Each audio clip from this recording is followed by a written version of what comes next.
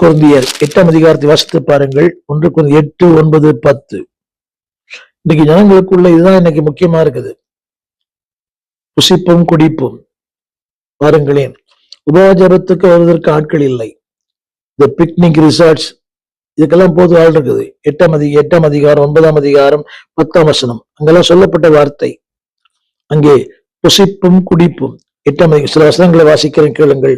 அதாவது 8ஆம் அதிகாரத்துல கூட இருக்கிறது புசிப்பும் குடிப்பும். இங்க சொல்லப்பட்டிருக்கிற வார்த்தை விக்கிரங்களுக்கு படைக்கப்பட்டவர்களை குறித்த விஷயத்தில் நாம் எல்லாருக்கும் அறிவு உண்டு என்று நான் நம்புகிறேன். அறிவு இருமாப்பை உண்டாக்கும், ஆவியோ பக்தி விருத்தியை உண்டாக்கும்.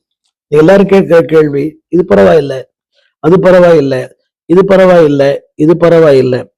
அந்த 9ஆம் அதிகாரம் கூட 9ஆம் அதிகாரத்துல 4ஆம் வசனம் புசிப்பும் குடிப்பும். இன்னைக்கு மக்களுக்கு அதுல இருக்கிற நாட்டம் பாருங்களேன்.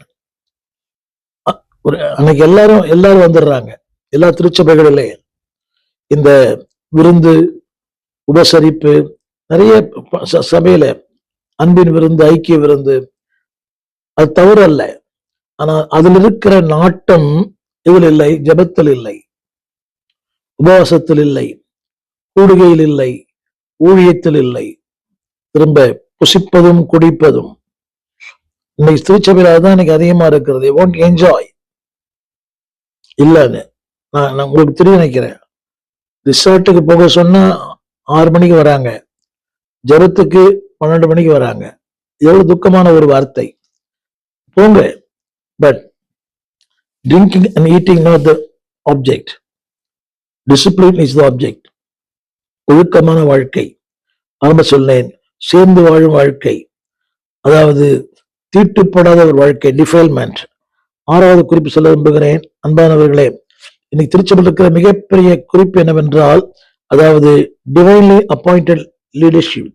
தேவனுடைய அந்த தெய்வீக ஆளுகைக்கு ஒப்பு கொடுப்பதில்லை. இங்கே அதாவது அந்த டிவைன் லீடர்ஷிப்புக்கு இன்னைக்கு மக்கள் கீழ்ப்படிவதில்லை. இன்னைக்கு பாருங்களேன், ஒரு விசுவாசியை ஒரு ஊழியர் கண்டிக்கும் போது அவர் இன்னும் சபை ஆரம்பிக்கிறார். ஒரு ஐக்கியத்துல அவர் ஒத்து வருவதில்லை. அந்த தலைவருக்கும் அவருக்கும் ஒரு சின்ன மன வருத்தம். உடனே அவர் இன்னொரு ஐக்கியம். ஸ்தாபனங்கள் கூட அந்த தலைவருக்கு அவர் கீழ்ப்படிவதில்லை, அது இன்னொரு ஸ்தாபனம். வாசிக்கிறேன் கேளுங்கள்.